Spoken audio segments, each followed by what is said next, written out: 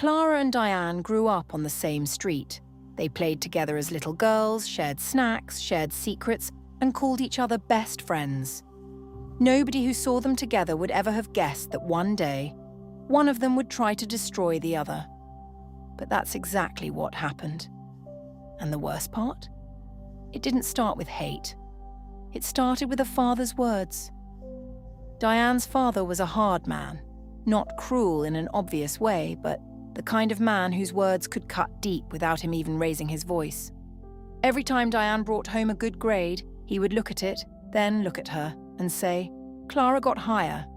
Every time Diane won something, he would nod slowly and say, "Clara would have done it better." Every single time Diane tried to feel good about herself, her father handed her a mirror, and Clara's face was in it. Diane was 10 years old the first time she heard it. She was 11 the second time. By the time she was 15, she had stopped counting.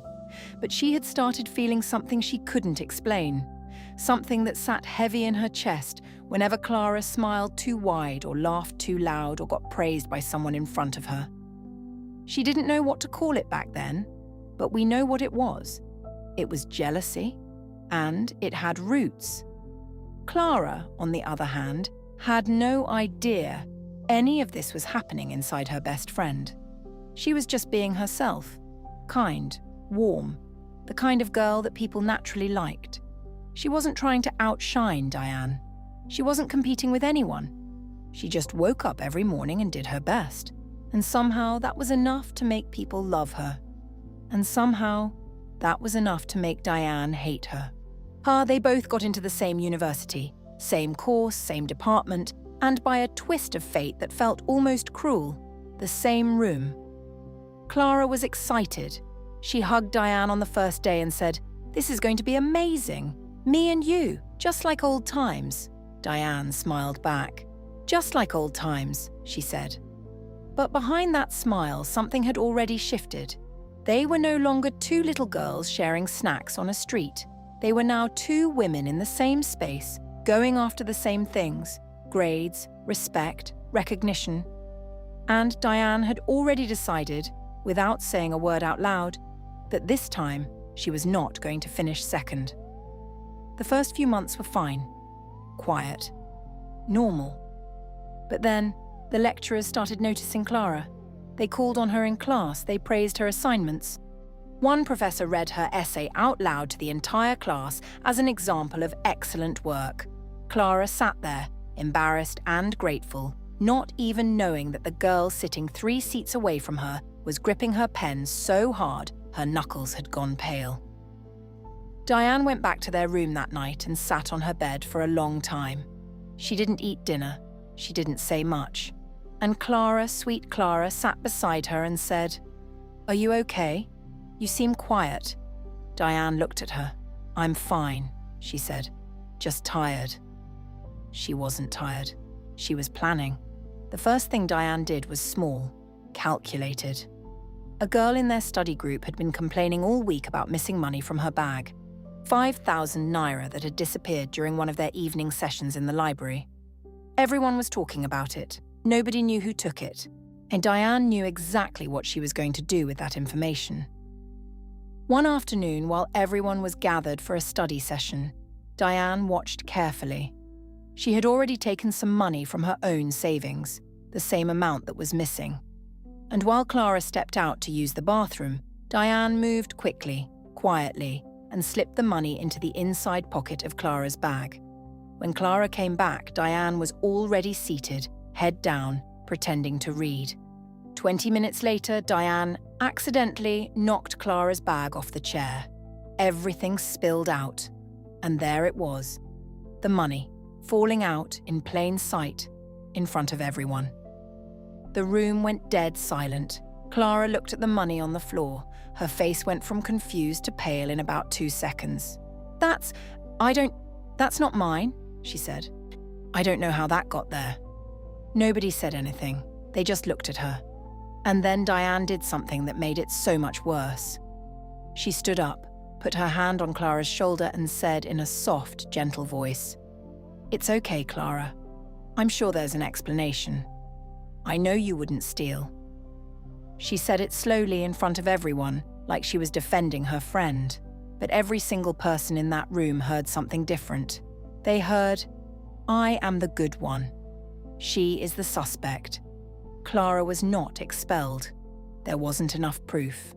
But the damage was done. People looked at her differently. They whispered when she walked past. Some of the girls from the study group stopped sitting near her. And through all of it, Diane stayed by her side, playing the role of loyal friend while quietly making sure the rumors kept moving. Because that was Diane's next move. She started talking, casually, softly, the way people do when they want to sound like they're not gossiping, but they very much are. She told one girl that Clara had been making eyes at her boyfriend. She told another that Clara had a habit of acting humble but was actually very arrogant behind closed doors. She told someone else that Clara thought she was better than everyone else and only pretended to be nice because she wanted people to like her. None of it was true. Not a single word. But lies have a way of spreading faster than truth. Within weeks, Clara noticed that the warm smiles she used to get in the hallway were getting shorter. Invitations to group hangouts stopped coming. People she thought were her friends started giving her one-word answers and looking away. Clara was lost. She didn't understand what was happening. She had not changed. She had not done anything. But somehow the world around her had shifted, and she didn't know why. She cried one night, alone in the room while Diane was in the bathroom. She wiped her face quickly when she heard the door open. She didn't want to seem weak. She didn't want to give anyone anything to use against her. But she was hurting, deeply. It was around this time that Clara started paying attention. Really paying attention. She began to notice small things. The way Diane was always nearby when something went wrong. The way certain rumors seemed to start right after she and Diane had a conversation. The way Diane always seemed a little too calm, a little too comfortable whenever Clara was struggling. She didn't want to believe it. This was her best friend. The girl she had grown up with. The girl who knew her favorite color and the name of her childhood dog, and the boy she had a crush on in secondary school. It couldn't be her. But Clara had seen something she couldn't ignore. She had seen a bottle in Diane's bag, a small clear bottle with a liquid inside that she didn't recognize. She hadn't thought much of it at the time, but something about it stayed with her. Something about the way Diane had quickly zipped the bag shut when she noticed Clara looking. Clara filed it away in her mind and said nothing. Then came the confrontation. Clara chose a quiet evening, when their roommates were out and it was just the two of them. She sat down across from Diane and looked her straight in the eye. Not angry, not loud, just steady. "Diane," she said, "I need to ask you something. And I need you to be honest with me." Diane looked up from her phone. "What? Have you been spreading rumors about me?" Diane's face didn't change. That was the thing that chilled Clara the most. Her face didn't change at all. She just looked at Clara like the question was almost boring to her. "Why would I do that?" Diane said. "You're my best friend." "I know," Clara said. "That's why I'm asking you directly instead of going to anyone else, because if it's not true, I want to hear it from you." Diane put her phone down. She looked at Clara for a long moment, and then something happened. Something shifted behind her eyes, like a mask slipping, like a door swinging open that had been locked for years. "You want the truth?" Diane said. "Yes," Clara said. "I'm tired, Clara." Her voice was quiet, but there was something cold in it. "I am so tired of watching you walk into every room and have everyone turn to look at you. I'm tired of working twice as hard and getting half the recognition. I'm tired of being compared to you my whole life and always coming up short." She paused. "My own father couldn't look at me without seeing you first." Clara stared at her. "Diane, don't." Diane's voice was sharp now. "Don't feel sorry for me. I don't want your pity. I just want you to know that I am done letting you shine while I stand in the background. I am done being second, and I will make sure that no one on this campus believes a single good thing about you." Clara sat very still. She didn't cry. She didn't shout. She just looked at her best friend, the girl she had known her whole life, and understood for the first time either that the person sitting across from her was not who she had thought she was. She stood up quietly and walked out of the room. From that moment, Clara moved differently. She stopped trying to fix the friendship. She stopped explaining herself to people. She started watching. She started documenting. Every time something strange happened, she wrote it down. The date, the time, what was said, who was present. She saved text messages. She took screenshots. She kept everything. She also remembered the bottle. There was a big faculty event coming up, a formal gathering with lecturers, department heads, and students. It was the kind of event where reputations mattered, where impressions stuck. Clara knew it was important, and she had a feeling, deep in her gut, that Diane was going to try something there. She was right. On the evening of the event, the hall was packed. Music was playing softly in the background. People were mingling, laughing, dressed up, and on their best behavior. Clara arrived early and found a good spot near the center of the room. She could feel people looking at her, some warmly, some with that cool distance that had become familiar over the past few weeks. She also saw Diane across the room. Diane was smiling and chatting, moving through the crowd like she didn't have a single bad intention in the world. But Clara watched her hands. She watched her movements. And then she saw it. Diane crouched down near the edge of the dance area, quick and casual, like she had dropped something. She straightened up and moved away. But the floor near the center of the room was now wet, glistening slightly under the lights. Clara saw it immediately. She knew exactly what Diane was planning. The idea was simple and devastating.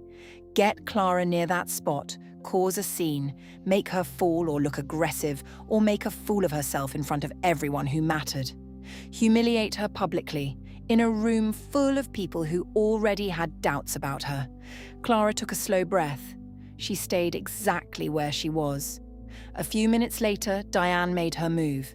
She walked over to Clara with a big smile and said, just loud enough for the people nearby to hear, "Clara, come, let me introduce you to someone.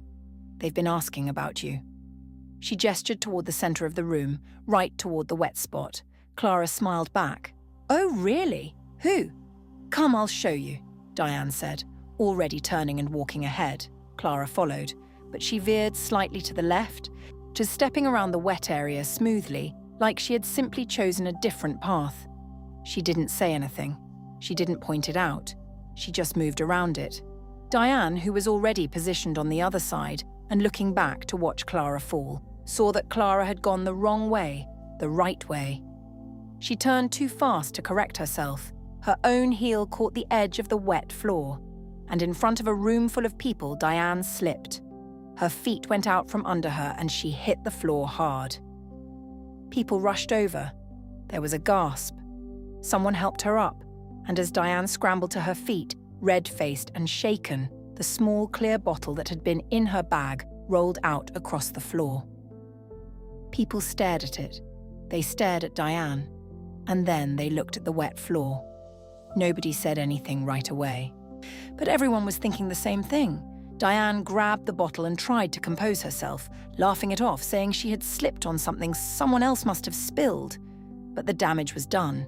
People had seen, people were talking, and the story, the real story, had already started to move. But Diane wasn't finished. Desperate and embarrassed and furious, she went home that night and sat at her laptop for a long time. She was going to end this. Clara had a scholarship application coming up, a major one for a full postgraduate sponsorship from an international organization. It was everything Clara had been working toward. If she could poison that well, if she could send emails from Clara's account that were rude and unprofessional and get Clara blacklisted before she even submitted her application, it would all be over. She figured out how to access Clara's email. She typed several messages, harsh, arrogant, insulting messages, and sent them to people connected to the scholarship committee, all in Clara's name. She thought she had been clever. She thought she had covered her tracks. She hadn't. Clara noticed the sent messages the very next morning. She felt sick.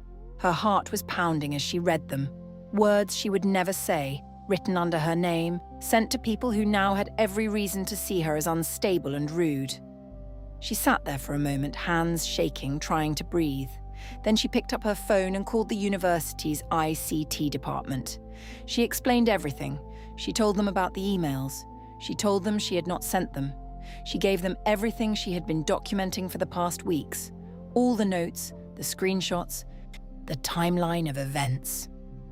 She sat with the ICT officer for over 2 hours as they traced the digital footprint of the emails. It led straight back to Diane. Same IP address, same device, same timestamp that matched the exact hour Diane had been alone in their room. The university didn't take long after that. Between the ICT report, Clara's documented evidence, the slip incident at the faculty event, and the testimonies of several students who had finally come forward to confirm that Diane had been the one spreading rumours, the disciplinary committee had everything they needed. Diane was called in.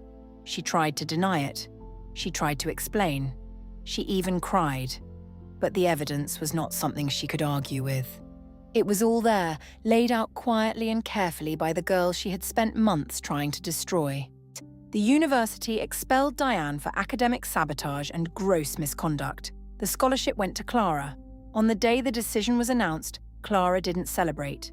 She didn't post about it. She didn't even smile much. She just sat quietly in her room for a while, thinking about a little girl on a street who used to be her friend, who used to share her snacks and her secrets, whose father had spent years telling her she wasn't enough. That evening, Clara did something that surprised even herself. She went to find Diane. Diane was packing her things. Her room, the room they had once shared, was half empty. Her face was hard and closed off, the face of someone who has already decided not to show anyone how broken they feel. She looked up when Clara walked in. Her jaw tightened. "What do you want?" Clara stood in the doorway. She didn't come in. She just looked at Diane for a moment quietly.